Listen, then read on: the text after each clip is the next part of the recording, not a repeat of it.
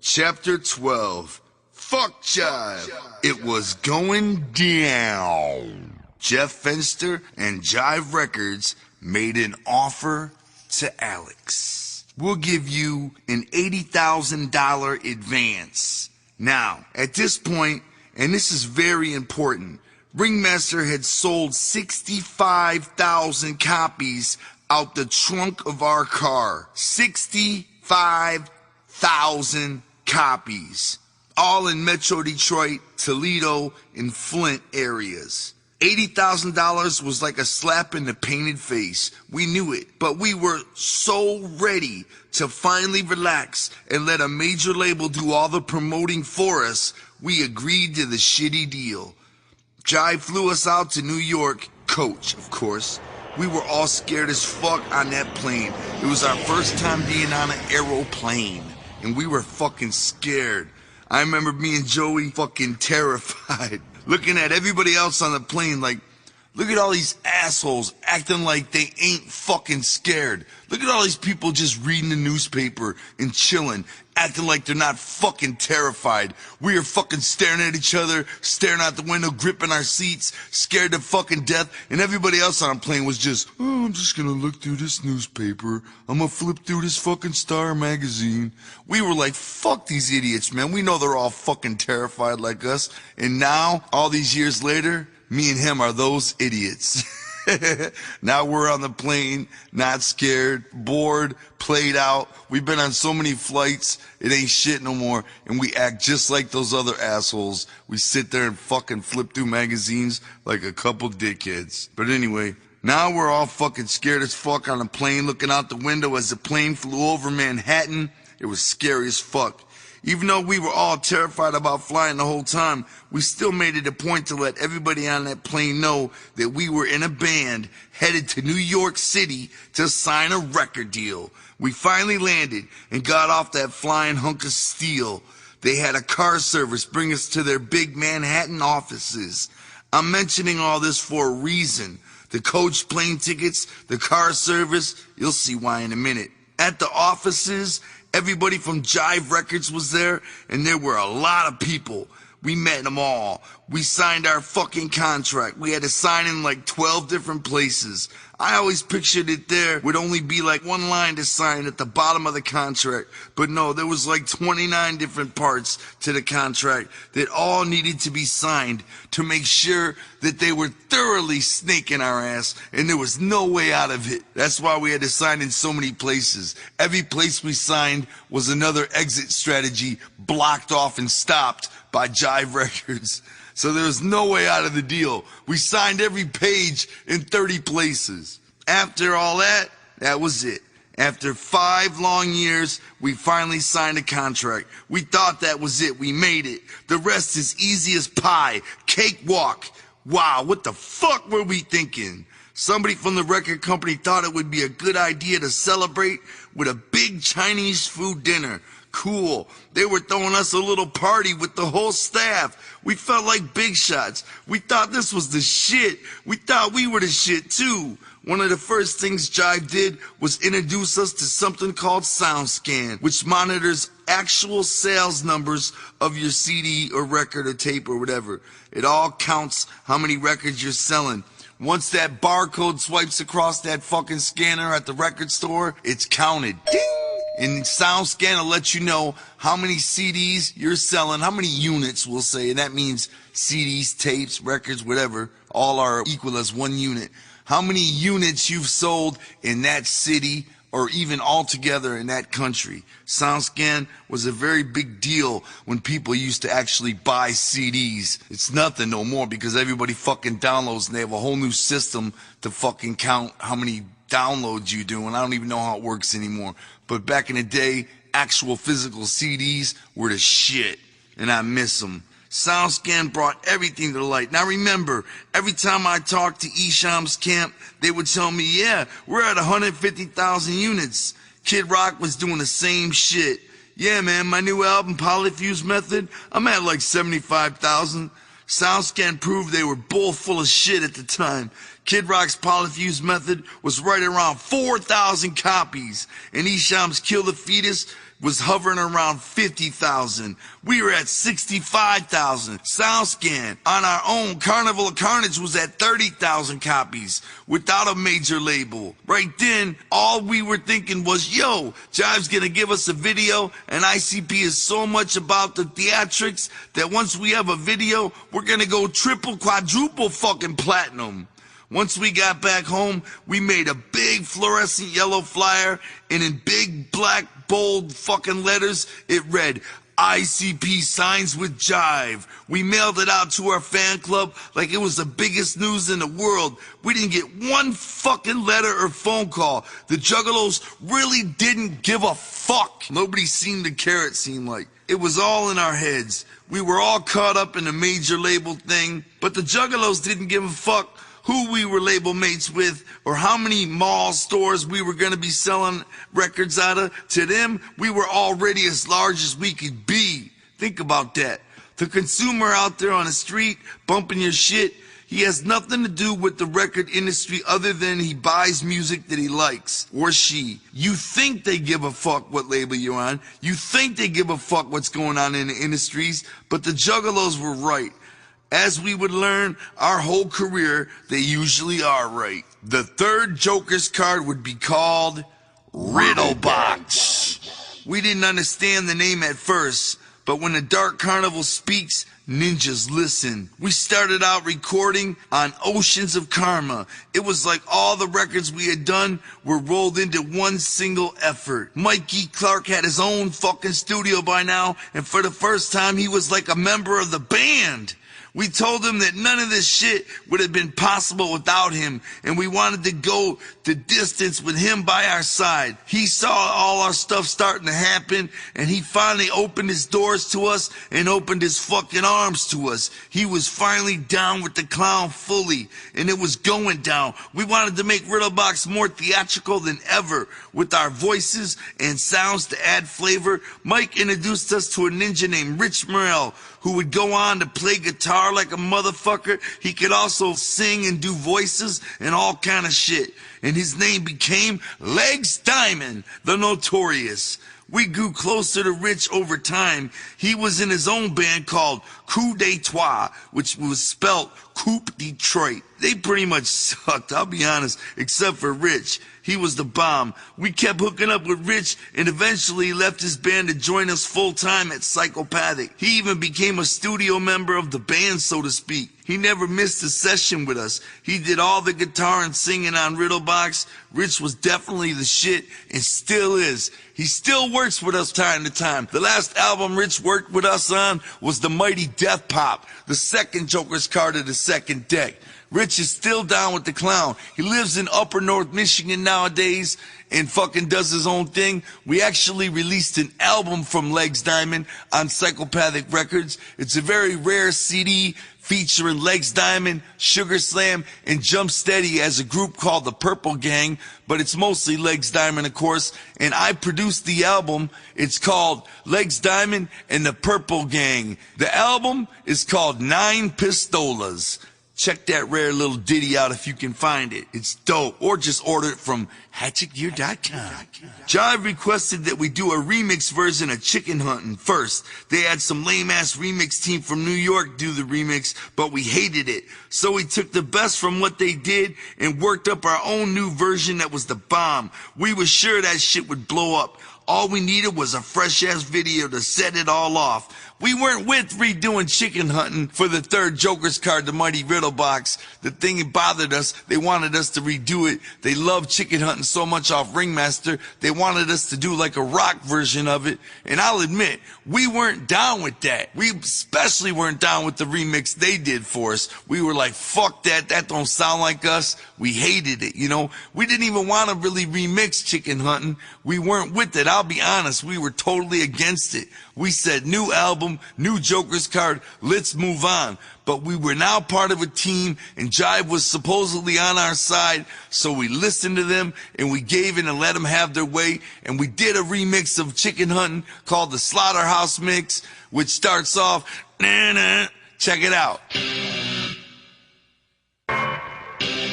You know that sound. That right there is actually Jive's idea. It was us doing the remix. We hooked it up at the disc in the big room upstairs on 9 Mile Road. But to believe it or not, we were actually against that in the beginning. We thought it was a terrible idea. Turned out Jive was right. It was a smash to the Juggalos. It didn't blow up like a hit or nothing. It wasn't on the radio anywhere. But Juggalos still to this day love good old Chicken Hunting the Slaughterhouse mix. So much props to Jive for that one piece of freshness they did. Jive kicked in like a budget of pocket lint and food stamps for us to shoot the video for Chicken Hunting in New York. My brother and I came up with a fresh-ass plot. It sounded good, but it turned out shitty as hell. Listen and tell me if this doesn't sound good for an ICP video. Our car full of rednecks is driving through the ghetto. Then the car breaks down and all the Juggalos come up out of the sewers and shit to attack the racist rednecks. Sounds pretty dope, don't it? We found an old blue milk truck for the rednecks to drive, and we drove that bitch out to New York ourselves. We also brought along 30 ninjas to play the clowns coming up out the sewers and coming up out of dumpsters and shit. We brought like 30 ninjas to New York. We paid for all their hotels and everything because remember, this video was the one that was gonna put us over the top. Bringing 30 ninjas to New York cost us an arm and a leg and a penis hole. But we figured, who cares? We're about to be rich and famous worldwide, right? So what? The day of the shooting, Jive had all these streets blocked off for us in New York. The milk truck was there. Our homies in face paint were everywhere. We thought it was just gonna be the shit. Pretty soon, the director was arguing with me and Rob. The director liked Harley motorcycles, see? He wanted to have 6 of his Harley biker buddies riding next to us when the clowns got the rednecks, just like, you know, being down with us, like the bikers were part of our team, you know, they were Juggalos or whatever. We were like, what the fuck? We're chasing rednecks? I don't think we should have Harleys as part of our crew. Nothing against bikers, but it just doesn't fit like the Juggalo image 100%. You know what I'm saying? I don't have anything against bikers and Harleys and all that. But in our video, our debut video, it was just putting out the wrong image of what we were really like. Are they fighting us or are they with us?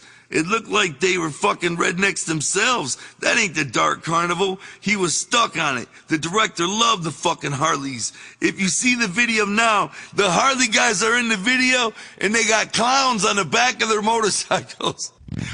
Riding like bitches, you know what I'm saying? You know how a fucking motorcycle guy rides with his chick on the back of his bike? Well, the guys with the long hair and the Harley motorcycles had the clowns on the back of their bikes. So fucking stale. This director was so fucking stale. Pretty soon, everybody was sick of my ass asking why the sky was blue. So this girl on the set pulled me aside. Look, the director really loves Harleys, man. This is his big chance. This is the first big video he's ever done. He wants to get those Harleys on film, man. And I'm thinking, fuck the director, man. This is our fucking video. That's like if you're into fucking rugby and you want a bunch of fucking rugby players in our video. Fuck rugby. So I should fucking let them show some off in our fucking video? Not my fucking video, I yelled at the bitch. Then the director had another idea. When the redneck's truck first breaks down, he gets out and opens the hood, and that's when he sees a pie sitting in the engine. When the redneck looks down close at the pie, all of a sudden, bloop, a little plastic pig pops out. What? We were like, a little fucking plastic pig pops out of the pie? And the redneck looks in the engine and sees the pie, and then a little plastic pink pig pops out of the pie? What the fuck are you talking about? How fucking stupid is that, I asked? What the hell does a plastic pig coming out of a pie in the engine of a truck have to do with any fucking thing? Just wait till you see it on film. It'll actually look like a dope special effect, the guy said. Wow, we battled with this guy over this. We finally let him have his stupid ass way, figuring maybe he's right. Maybe the plastic pig coming out of the fucking pie in the engine will be dope. We never shot a video. We don't know what the fuck's going on. It's 1995. This is before everybody had fucking videos in their fucking telephones. Sure enough, when we saw the finished video, it was so fucking stupid. And the fucking pie popping pig effect was so motherfucking dumb. See, it doesn't make any sense when I'm even talking about it. I know you're thinking, what is he even talking about? Well, that's how fucking stupid it was. What the fuck is Jay talking about? A plastic pink pig popping up out through a pie. Fucking, I don't even know what I'm talking about. Exactly. That's why we wasted Jive's fucking pocket lint and food stamp budget on that piece of shit video. When they saw how bad it was, even they agreed we need to make a better, real video. I hope that director never worked in videos again, because flat out, he fucking sucked dick.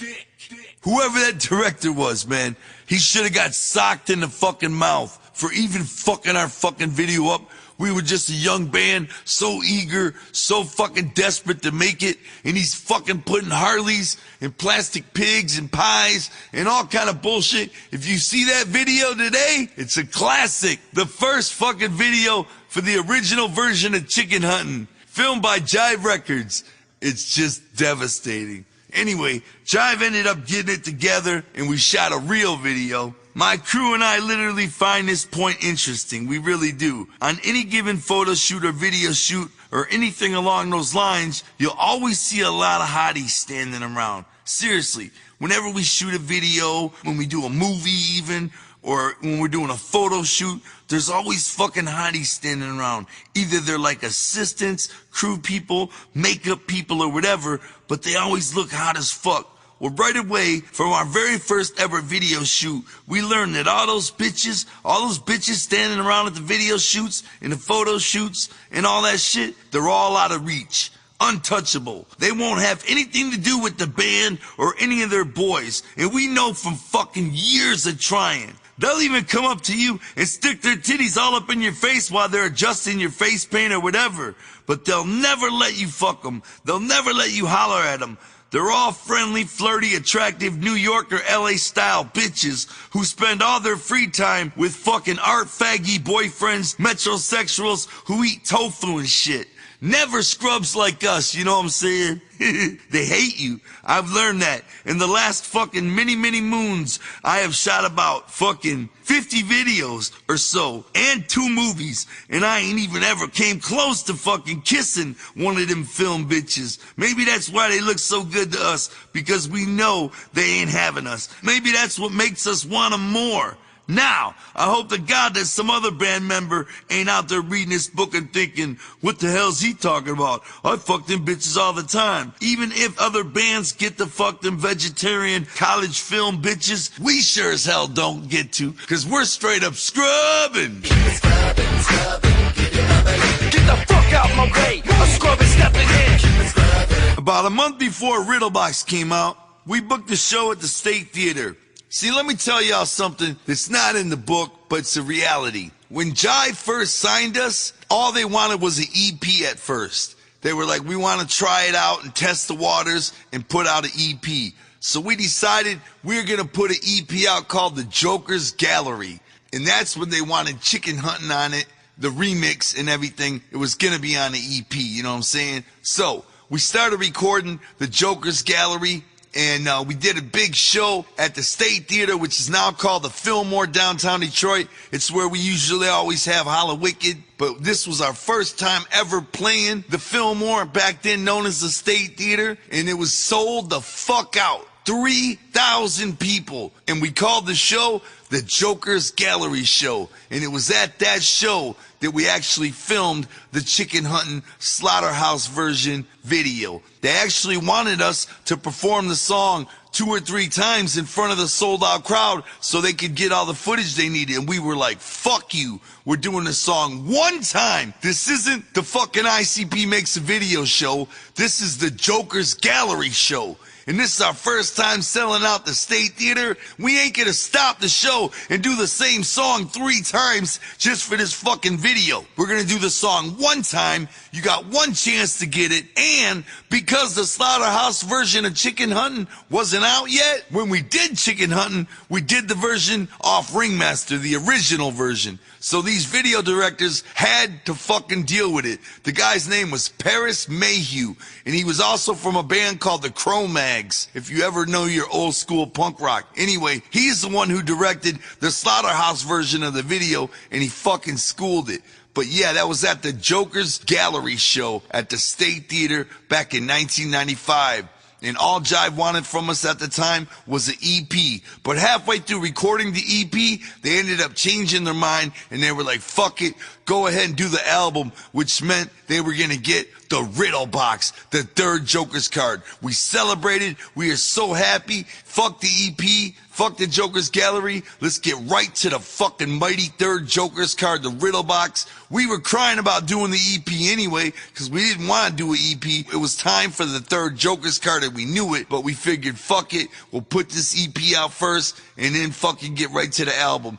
But luckily, Jive was like, fuck the EP, give us the album right on time. And we were like, woo! So the Joker's Gallery EP never came out. But floating out there on the internet somewhere is actually the intro to the Joker's Gallery EP, which was leaked, put out, I believe, on Forgotten Freshness Volume 5 or 6 or some crazy shit like that. But it's out there, the intro to the Joker's Gallery EP, which never was released. Now that's a rare little ditty. Check it out. Hey man, fuck that bitch. I'm sick of that white bitch. I was always trying to keep with that wing bitch. Hold up, man. All right, turn up here. I just gotta figure out how shit is. Cause this bitch is straight.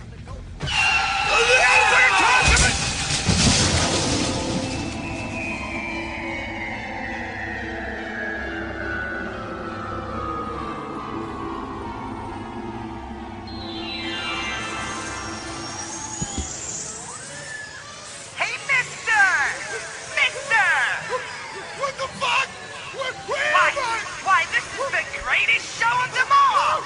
Allow me to welcome you, my deceased friend, to the carnival! The carnival of the dead!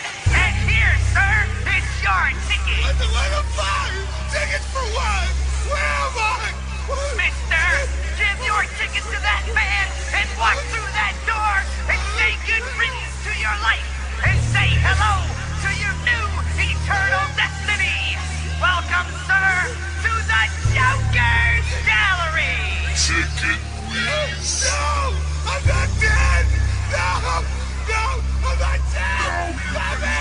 Help! Help me! I'm not dead!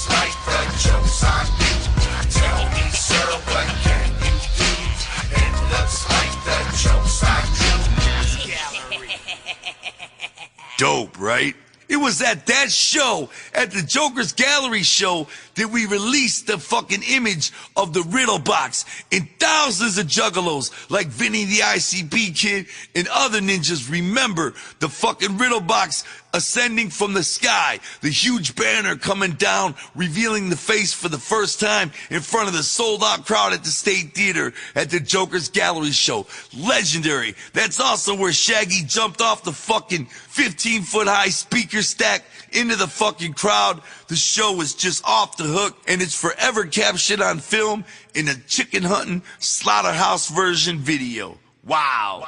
It wasn't just a show or a video shoot. It was part of something bigger. I don't know exactly how to explain it, but it all fucking fit. It was dope. When I yelled, "Are you ready for the third Joker's card?" and a giant banner dropped and people saw the Riddle Box face for the first time, then we rolled it back up so the juggalos couldn't stare at it too long.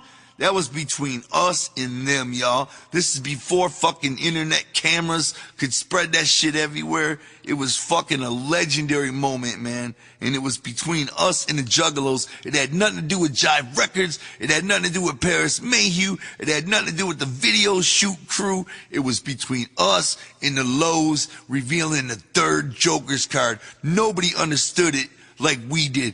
Us and the juggalos and juggalettes, that fucking banner coming down, revealing the mighty fucking third Joker's card, the Riddle Box for the first time, was fucking monumental, y'all. It had nothing to do with Jive or none of them. And it had nothing to do with us blowing up bigger or giving a fuck if people saw us on TV and liked us. We were celebrating where we were at right then. Today, I do everything I can to make sure every night is just like that. Needless to say, we did chicken hunting only one time that night, which pissed off a lot of motherfuckers, but the video turned out great.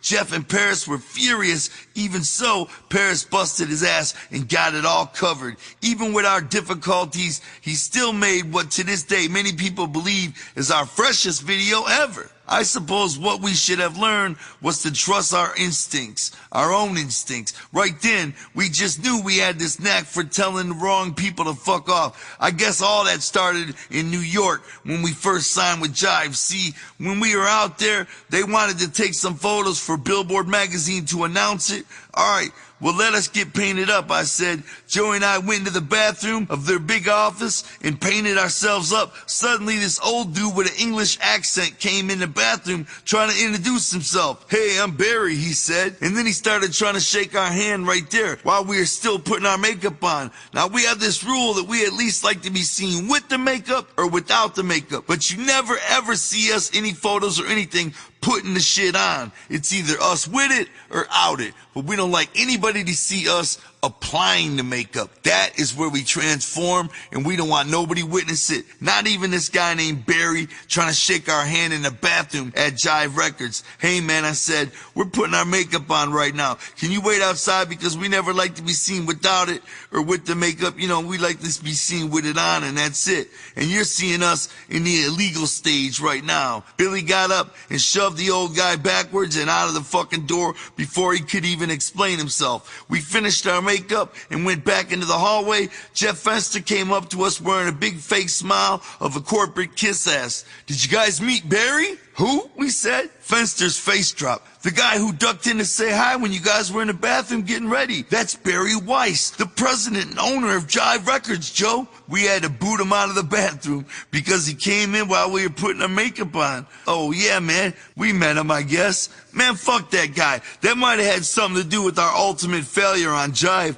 Whoops, I gave the ending away. We didn't kiss the record label president's ass. We've never done that. I'll be quicker to kick an ass before I'll ever kiss one. You have to understand, as poor as we were raised, and I'm sure there are 10 million other rappers out there who were raised twice as poor as us, we were just taking pride in what we'd done before we had to meet these assholes like this. Ringmaster selling 65,000 copies, Carnival of Carnage selling 30,000. Beverly Kills 50187, the EP, moving something like 20,000. I know I'm repeating myself, but just so you know, we did that shit ourselves. We had been making money without anybody, without the help of any fucking label, of any Barry Weiss or Jeff Fenster or ChzBrgr. We were already driving a Suzuki Sidekick with ground effects and purple lights, even if it did get broken into 4 times while we were living in Cass Corridor. Before Jive ever called, I was more successful than anybody in my family tree had ever been. So fuck that. That was our attitude. Damn, the fucking big labels took a while to call. But fuck, I'm already gripping this new car. I'm already selling out the State Theater. That's how me and Shaggy looked at it. Even with our record coming out on Jive, we were like, fuck this. We can do all this on our own. As we learned the hard way, we pretty much had to. The week before the Riddle Box dropped in stores, Jeff Fenster called us up at the office. Joe, what do you think the album's gonna do the first week, he asked. I have no idea, I answered. I really don't know. Come on, what do you expect it to do, he asked. Jeff Fenster, see, he was an asshole beyond all belief. Let me tell you a little story. When we were recording the Riddle Box, he told us not to make the record over an hour long. With the skits and stuff, Riddle Box turned out to be about 62 minutes long, okay? When he got it, he called us up bitching. What the fuck you think you're pulling on me? He screamed, I told you don't make the record over an hour long. It's 62 minutes. I'm like, yeah, it's 62 minutes, all right? I proceeded to explain myself. I put this one thing, he wasn't hearing it. What do you think, I'm a fucking idiot? He yelled. You know, the way this dude was talking to me on the phone, I just thought, oh man, this must be how things are done at big record labels. I swear to God, this guy was screaming at me on the phone, man, treating me like a bitch. Over 2 minutes. All I could think about was if we had been face to face while he was yelling at me like that, I would have knocked his ass the fuck out. Anyway, I really had no clue what our record would sell. After all, that was kind of his job, right? When Riddle Box came out, it sold 4,000 copies its first week, which is about what we sold on our own with Ringmaster its first week. Jive was pissed. They thought for sure it was gonna do way more than that. God knows we did our part. You see, with our $80,000 advance from Jive, we didn't put it down on a house or buy cars or split it up into bonuses. We got 3 brand new vans. We put fat rims on them and sound systems in them and painted them up with the Riddle Box face. Forget Flyer and J.C. Barrymore's. We figured the whole damn country's gonna get flyered. We sent out our vans all across the United States for a month, handing out flyers and samplers of the album at malls, high schools, parking lots, swap meets, everywhere. When the vans pulled up back into Detroit, everybody was like, yo, nobody has the record outside of Michigan. It's not in the stores anywhere. Boom! Enormous state of depression once again. No posters, no stores are carrying the record. It's on Jive Records. We're fucked, we thought. It was nowhere. The vans were out promoting, but the album wasn't in any stores outside of Michigan. No record stores had Riddle Box. We were like, what the fuck is going on? We were fucking heated. Maybe we were just a local thing. At least when we were an unsigned local thing, we still got money from the local market. This record shit, we sold that bitch for a mere 80 grand. Now we were back to where we were before we got the record deal and going broke. It was obvious what had happened. Jive signed us, yes, but they never believed in us the whole time. They looked at what we had done in Michigan, and they saw all the money we were making, and they wanted that money. So what they did was sign us for a weak-ass little 80 grand, and then they just put out our new album, where? In Michigan. That's the only place people wanted it, they figured. Jive never once thought about making ICP work outside of Michigan. That was their whole plan all along. Jive came in and stole our local flavor without ever once attempting to make it national. They were just like the other labels out there. They too thought ICP would never work nationally. They did know that we were worth big loot locally though, so they advanced us pennies and came in and took all our local treasure. Jive sucks dick, and they were all evil bastards.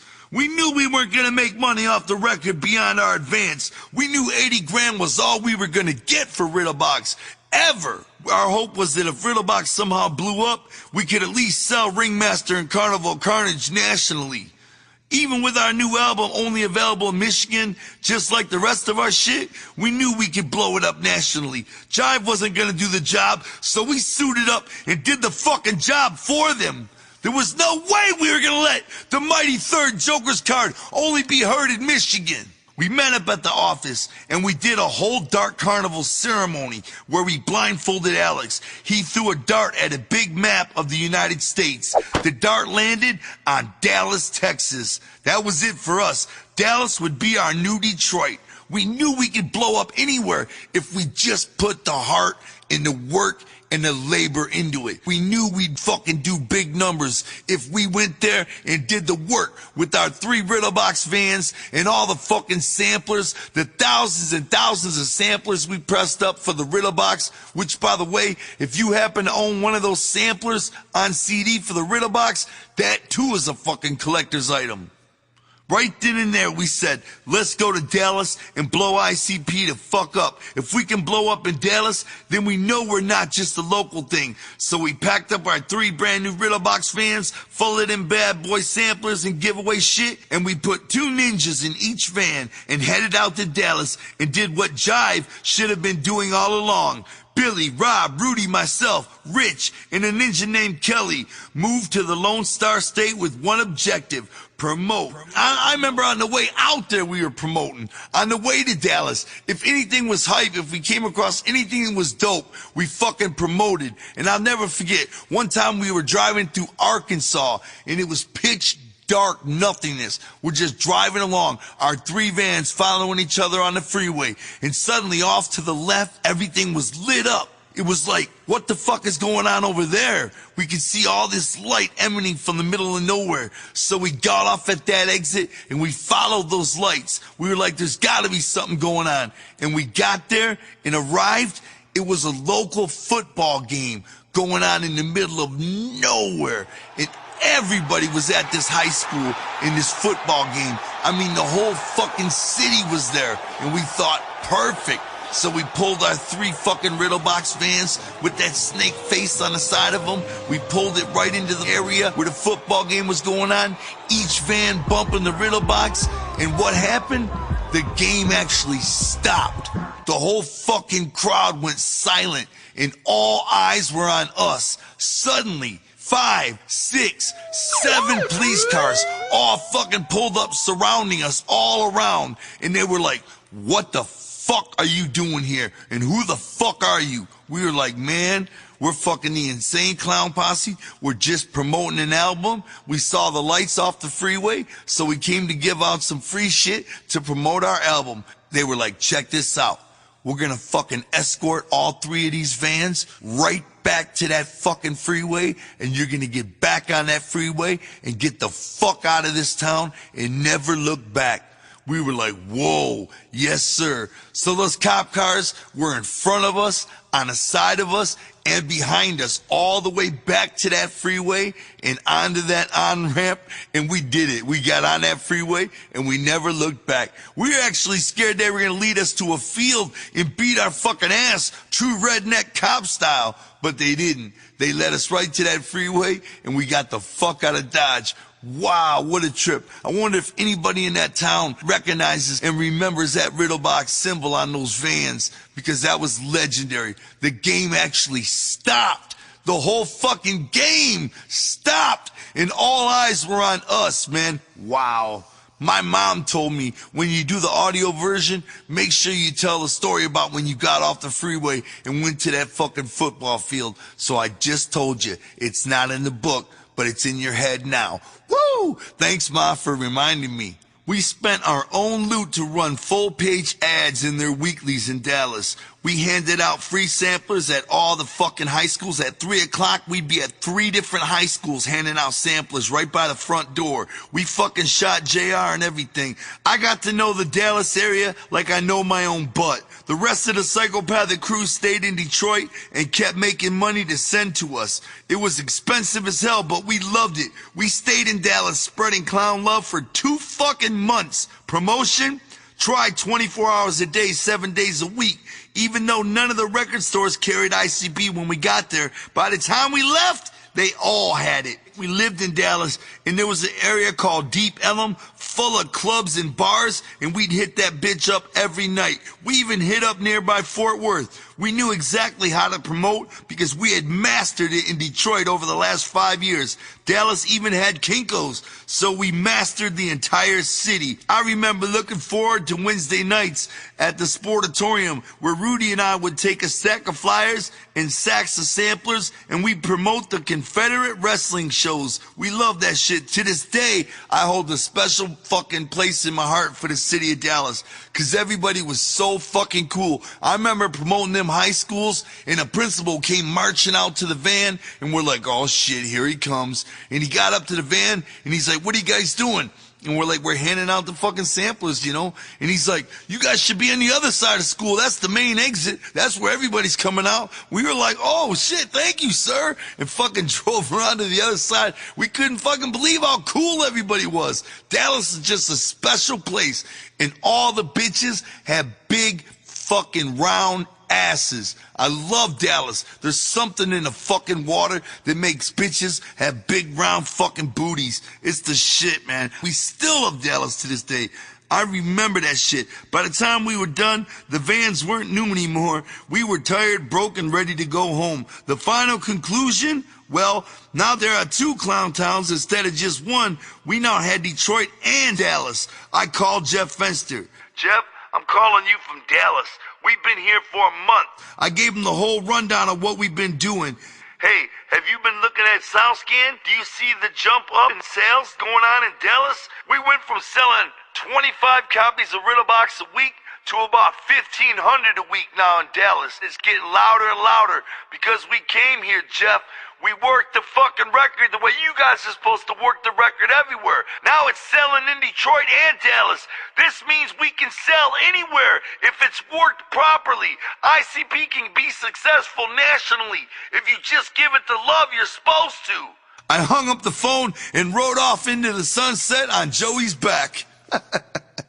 Back in Detroit, it was time for the Hallowicked Clown Show once again. We sold out 2 nights back-to-back of Hallowicked shows at the Royal Oak Music Theater. Just us and the Juggalos. It was dope as hell. The whole stage was set up like a murder scene. Just bodies everywhere, laying there the whole show. Then, during the final song, boom! All the bodies sprung up to life. All our psychopathic homies freaked it the fuck out. It was awesome. All the people watching the show thought all those bodies were dummies the whole time, but then they sprung to life and schooled everybody. I'll never forget the crowd pop when all those bodies got up and started dancing. It was such a cool tactic, man. The people in the crowd were shocked. They were like, what the fuck? It was cool. Those guys stayed still as hell through the entire show, and at the ending, at the same moment, they all jumped up and started doing the fucking headless boogie. It was so fucking awesome. We even flew in this new southern rapper named Mystical to open up the show because he was on Jive too, but he was dope as fuck. He had a song called Y'all Ain't Ready Yet. None of our fans knew who the fuck he was at the time, but for us it was dope. We were big ass fans of Mystical. I remember talking with him at my house. Do you know what bounce music is? He asked me. No. That's the shit we do in New Orleans, he said. We talked about our respective regional success thing. Well, we sold 65,000 copies before we signed with Jive, I told him. 65,000? Shit. We sold 140,000 before we signed to Jive, he said. Wow, I guess rappers just get the bone and have to sell a lot more than 10,000 copies of their own before they get record deals. After the magic we pulled off in Dallas, we were ready to travel to make shit work. We booked our first national tour. We called it the Pie in Your Fucking Face Tour because we went from selling out 3,000 seat theaters in Detroit to Cleveland, where we only drew about 44 people. It was like getting a pie in your fucking face. Nonetheless, it was our very first ever national tour. We bought a fresh-ass RV to use as our tour bus. I remember that tour better than anything. We started out in Dallas for 700 people. We knew we could do well in Dallas, and 700 was pretty fucking good for our first show.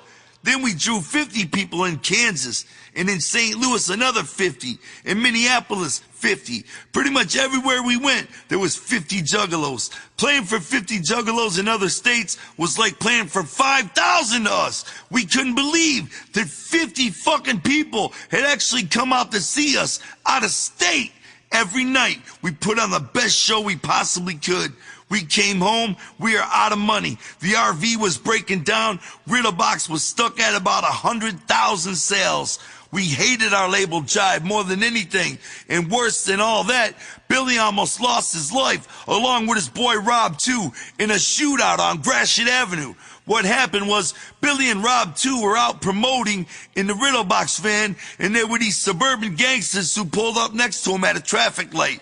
One of the gangsters was in love with a skank who was fucking one of our employees named Billy the Kid. Anyway, this wannabe gangster, we'll just call him Crybaby for the rest of the story, pulls up next to the van and starts yelling out the window, "Fuck psychopathic." So Billy throws a big pipe wrench out the window and smashes this dude's front windshield. Then Crybaby pulls out a pistol and starts to shoot it at the van, all for the love he has for his skank. About 6 bullets tore through the van. Rob too caught one in the leg, and a fragment of a bullet hit his head, but didn't penetrate his skull. Billy's fate was beyond explanation. There are 4 bullet holes in Billy's jacket he was wearing, but he was not hit at all. Can you believe that shit? 2 bullets went in and came out of his jacket in such a way they never touched him. The Dark Carnival spirits, guardian angels, or just plain luck, something was there with Billy that day to save his ass. Billy took off through the red light as they were being shot at, while Crybaby and his crew were stuck behind another car at the light and couldn't move. Needless to say, Crybaby was in jail the next night, crying about the love he lost, but even more so about the new love he found within the prison walls. It's rumored that after he finally got out, he found other loving arms to fall into, only these ones were more hairy and muscular than the ones he was accustomed to.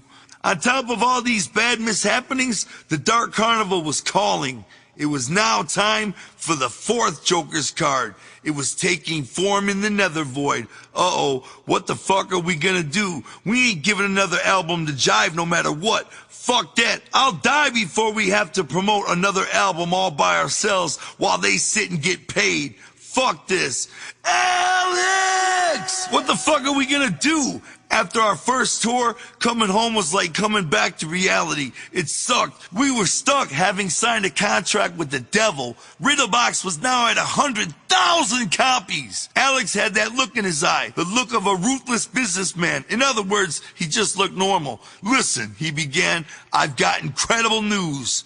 We're gonna sign with Hollywood Records." "What?" "They're gonna buy our contract from Jive if Jive won't let us go, and they're gonna give us $250,000 to sign with them."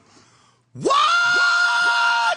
Our stomachs dropped. Alex, that snake, had been talking to Hollywood ever since we left for Dallas. Little did we know, but Alex had been working on tactics for the last 6 months.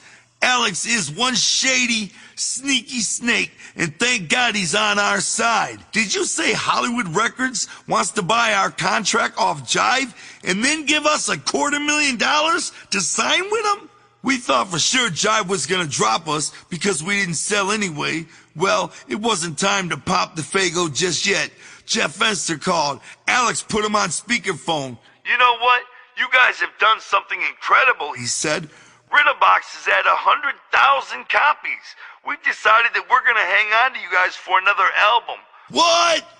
"Yeah, you started off slow, but you guys kept working on that shit. You guys got it up to 80,000 and then 100,000.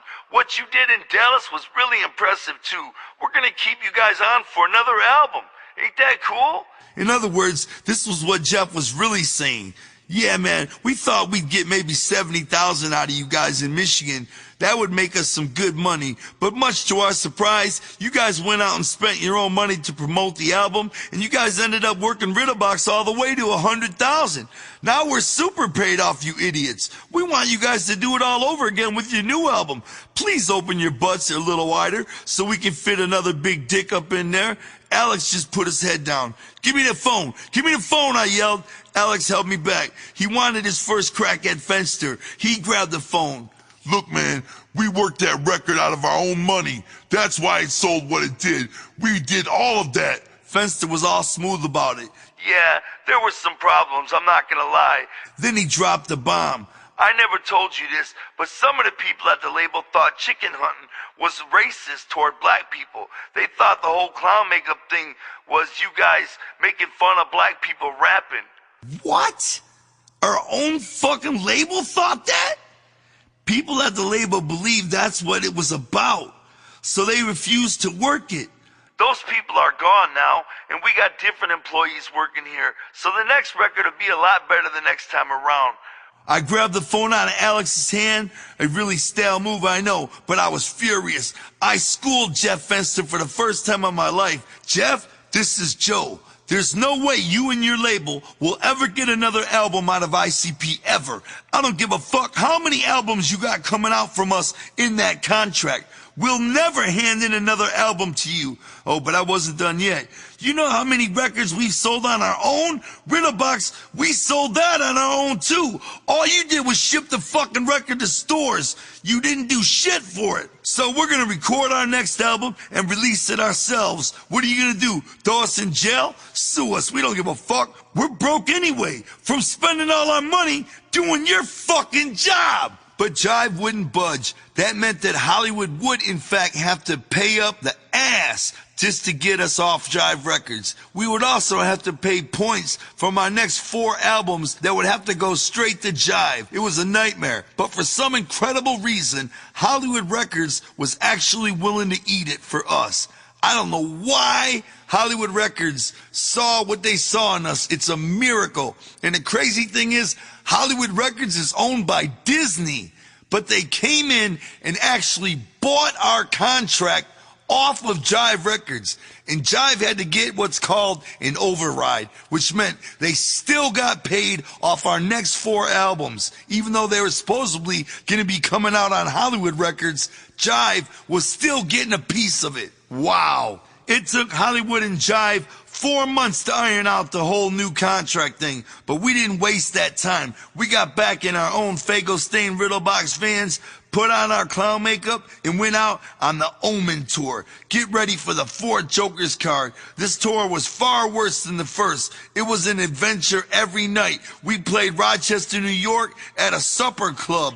A fucking supper club! A supper club like, please pass the salt. Oh, what's this? A clown yelling into a microphone with a soda bottle? Perhaps he thinks I'm thirsty. People were eating dinner. We just whipped Fago bottles at them. They were stunned. They just stood up, knocking dishes over like, what's going on in here? Why are those guys in clown makeup throwing bottles at us? Forget throwing the whole bottle. Pretty soon, we were squeezing them and squirting people. Whoever fucking booked us there was out of their fucking minds. Our 15 diehard juggalos were all up against the stage who helped us throw the Fago. They loved every minute of it. So did we. They even came back to the dressing room with us. The whole crowd of 15 fit in the dressing room with us, and we just talked for hours. It was so crazy. Somebody actually booked us at a place that was serving dinner while we were on stage. Wow. Then we played a show in New York City with a guy called Ika Mouse, this tall-ass Jamaican reggae dancehall guy with a name even worse than ours. Again, what crackhead booked this show? Well, the guy who wound up being our booking agent, but that story's coming. Okay, so we had dreadlocks and all that too, but as we went on, the whole crowd was standing a good 50 feet from the stage waiting for Ika Mouse, just looking at us like, what the fuck are you doing? We didn't give a fuck. We went out there in our makeup and shook the Fago bottles real good. We're gonna make some noise up in this bitch tonight. A song into our set, a girl made a face at me, so I whipped a 2-liter at her. Then her boyfriend started climbing up on stage like he was gonna kill us. I had to squirt Fago at him just to keep him off. By the end of our set, everybody wanted to kill us, including Ika Mouse. We had gotten Fago all over his drum kit. As would commonly happen to band equipment on stage during an ICP show, his boys, these big burly Jamaican motherfuckers, stood on the side of the stage and they were mean mugging the fuck out of us. What are we gonna do? Run off and hide in the audience? Two guys in clown makeup really trying to blend in a room full of fucking Rastafarians and hippies? With our luck, we'd run into Chuck Miller wanting money that we still owed him from Carnival of Carnage studio sessions. Billy had to rush us off stage and pulled us through a back door into a car that he had waiting for us, because at that point, Ika Mouse's boys were ready to beat the shit out of us. The worst gig was at the Grog Shop in Cleveland. This was the nightmare every musician had. We started out our set with about 150 people in there, but then a blizzard started outside. The last time we saw snow that hard, it was the night of our first gig in Big Rapids. Oh shit, we should have known right there. People began to leave one by one to beat the snow. You can bet your ass we stayed up on that stage until the very last 3 people had left. Then the bartender just waved us off. That was it. Show's over, I guess. It was like a bad dream. Joey and I just put our mics in the mic stand and walked off through where the crowd had been. Hello, Cleveland. We went into our freezing cold van behind the venue and changed our clothes into dry clothes. Joey hated that night worse than anybody did. His nuts froze to the side of his leg. Wow, the typical nightmare every musician has when you're up on stage for a crowd and one by one they leave until nobody's left. That actually happened to us at the Grog Shop in Cleveland. I'll never fucking forget it. We didn't have much better luck when we tried to tour with other rap groups. We tried to prove we were team players in the rap game by going out on tour with Onyx and Das Effects. A friend from Jive actually offered us this hookup, and we jumped right on it. Sure, we'll open up for them guys. Oh, what's that? They're bringing some of their boys with them, named Group Home, and they want us to go on even before them? No problem. This tour was absolutely incredibly horrible, night after night. From the minute Joey and I walked out on stage that first night of the tour, all we heard was non-stop booing. People in the front row sat up on stage with their backs to us, talking to each other. Don't mind us, motherfuckers. We broke out with the Fago and squirted it right down their backs. Pretty soon the whole crowd was buzzing, wanting to kill us. Somebody whipped the tape at me. I went over and picked it up and whipped it right back at them. After that, the whole fucking crowd rushed us. We jumped off stage, ran through the back door into a waiting car. We were used to doing that by now. We knew not to get on stage without a waiting car running in the alley behind the venue. We needed that as our escape route every time. We had to get out of there before we got our asses kicked by an angry mob of Onyx fans. Billy had the hardest job. He had to get our strobe lights and fog machines out of there after we had left, and the crowd was just swinging on anybody who even looked like they had anything to do with ICP, makeup or not. Luckily, Billy's a tough motherfucker, and he was able to get our strobe lights and fog machines out of there night after night, even though the crowd was seriously trying to hunt us down. What a fucking crazy tour. The next night, same thing. We got on stage and the booing started before we even opened our mouths. You know we were trying. We really were. There was a girl sitting on stage with her back to me, and I just pushed her off the stage with my foot. Her boyfriend whipped a beer bottle at me, and bam, it hit me in the fucking face. Joey dove head first off the stage, Axl Rose style, and started beating the shit out of the guy. A clown out for vengeance. Billy, Rob, and Rudy all pulled him back up onto the stage. Joey became famous for diving off the stage head first and beating people's asses. This tour had to get better, we thought. It can't get no worse, can it? Next night, we were greeted by the expected boos. Then somebody threw a chair at us from way in the back. A fucking chair, only it didn't make it all the way to the stage. It hit some girl in the front row. People circled around this bleeding girl as she lay unconscious on the dance floor. Then they all looked up at us. You're dead, motherfuckers. As if this was our fault. Joey had enough. He started pointing at the injured bitch, laughing and inviting people to throw more shit at us. Bring it on, motherfuckers. What you got? Come with it, hoes, he yelled into the mic. Within seconds, wham, a fucking table, A table came flying up on the stage. Unfucking believable. I ducked it within an inch of my life. That whole tour, none of the other groups had a thing to say to us. We didn't care. We were just fucking around until we got our contract with Hollywood Records squared away anyway. The only time the other groups ever acknowledged us at that point was at the Canadian border. We were all in a line waiting to go through customs. I walked up to one of the guys in Onyx and introduced myself. Hey, we're ICP. We're on tour with you guys. He just looked at me and nodded. What a fucking dick. I should have slapped him in his crooked eye. Maybe that would have gotten his attention. We got up to Montreal where nobody spoke English at all. Our albums weren't even fucking available in Canada. And we walked out, and before the music even kicked on, all we heard was boo. They started chanting shit. We didn't even know what the fuck it meant. They were straight up booing us off in French. I could tell they weren't giving us props or anything because my face was being showered with spit and coins were being whipped at us. We did our set, and I yelled, "Fuck you! Fuck you all!" Then we left the stage. The security guards had pit bulls on chains, and they would snap at people to get them to move back. It was nothing like I had ever seen. This club was crazy in Montreal. About an hour and a half after we hit the road, we realized that we forgot somebody. Joey.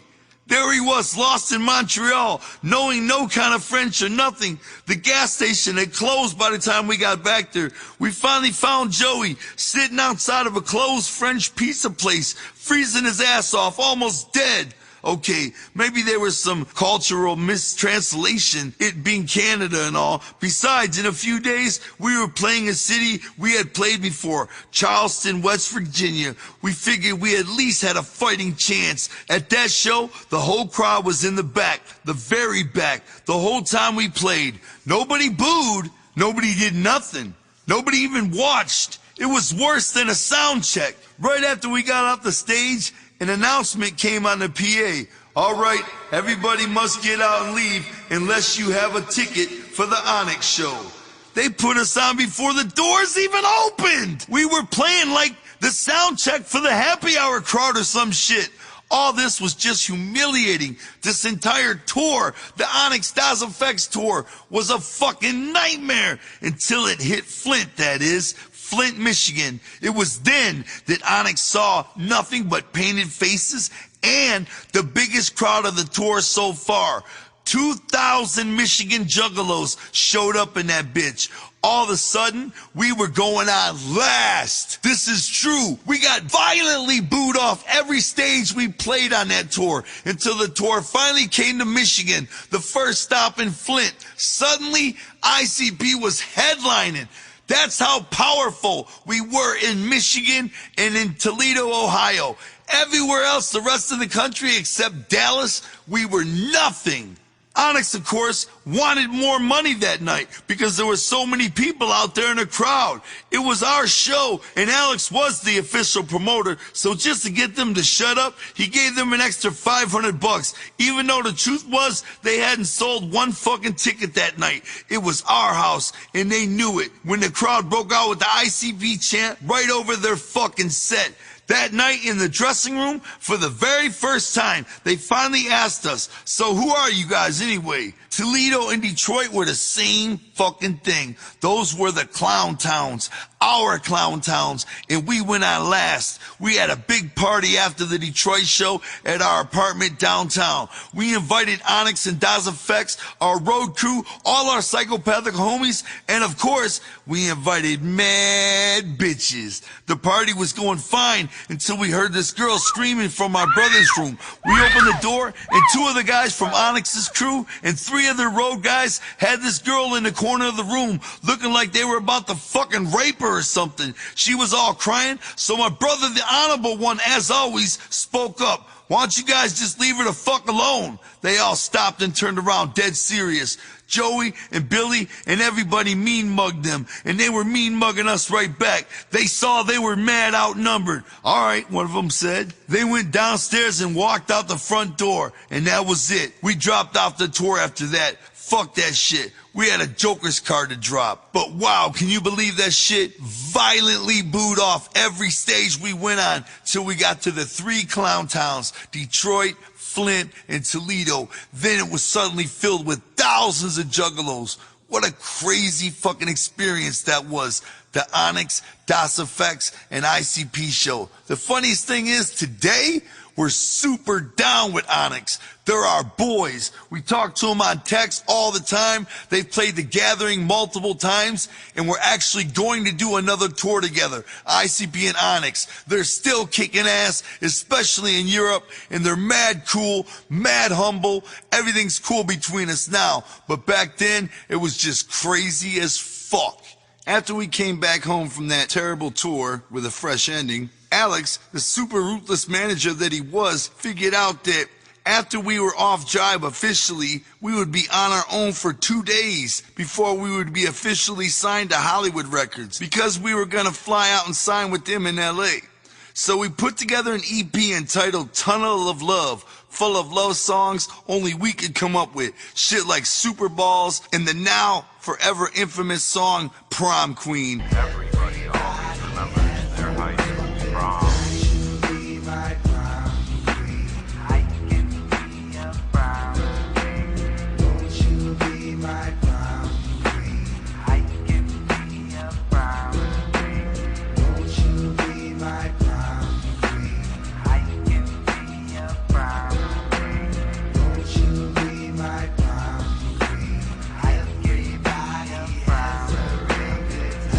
And more. There was even a second X-rated version of the cover featuring Joey on some Dirk Diggler type shit, so to speak. We dropped this new fresh EP the day after we were off Jive and the day before we signed with Hollywood. We put it out purely on Psychopathic Records. Think about how smooth that was. That way, all the money of it would belong to Psychopathic, baby. When we got out to LA, we finally met the man behind Hollywood Records, the one that was so truly down with the clown, the man that made it all happen. We finally met the guy who wanted us there, and no matter what price, he would turn out to be the one and only friend we would ever have in the music business, and the only juggalo in the industry that we know of. It was none other than a man named Julian Raymond. Julian was the A&R guy at Hollywood who truly found out about all that we had done in Detroit and all the work we had done while on Jive. The first thing out of his mouth when we walked into his office was, "You bastards." He found out about Tunnel of Love. He appreciated our brand of ruthlessness though, not to mention the fact that we made it off that Onyx tour live. Now you may be wondering, what the fuck are we thinking signing to Hollywood Records owned by Disney?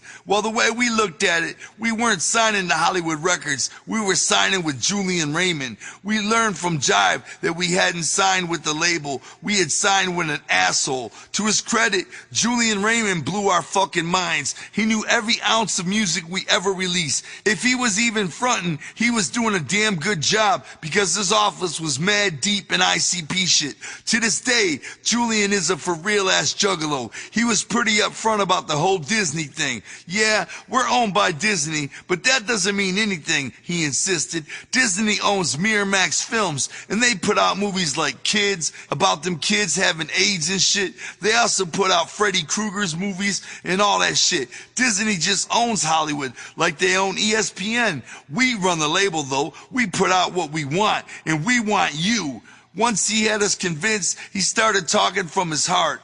I think he meant it too, at least as much as he could. Nobody will believe in you the way I do. Nobody will work your shit the way I can, he said. We're gonna do this ICP thing right. We signed our contracts right there. Julian was the shit. He took us around Hollywood and introduced us to people. Then, when we'd leave, he'd be like, "You know that guy we just met? Fuck that guy, he's full of shit." He always told us how it really was for real. And as far as we could tell, Julian wasn't a fake. He was always up front with us about everything. You guys aren't gonna have to go out in vans no more. You guys ain't gonna be paying them kind of dues no more. We're doing that for you, he said. And he meant it. His big idea was to get stars on our album that would break us nationally. The same way we put Kid Rock and Esham on Carnival of Carnage to help us break in Detroit, Julian wanted to do that nationally.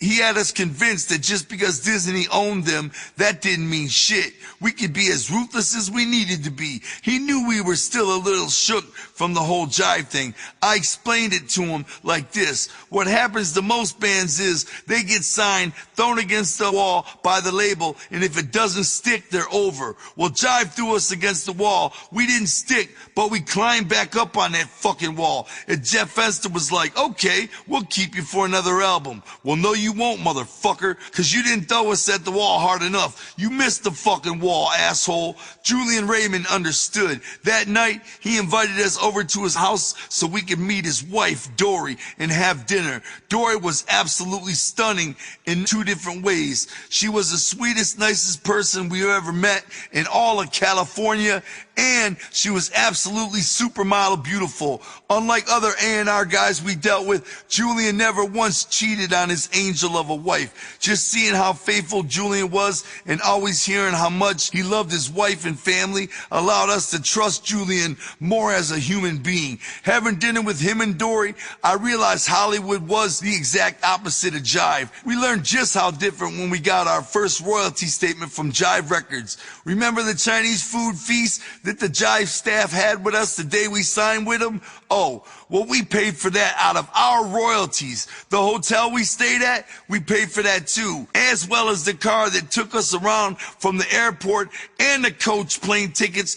Every little thing you could ever imagine, we paid for everything, down to the ink pens we signed the contract with. That's the way Jive Records works. Hollywood Records did not work like that. Julian was a juggalo. He took us all to WrestleMania at the Anaheim Duck Pond. That was super dope because Disney owned that motherfucker. We had sweet ass seats. We were sitting with the wrestlers. Now, when I say us, I mean the entire psychopathic staff. He invited all of us to crash at his house, night after night. His wife made us dinner. Hollywood, he promised, would be different. And so far, it was.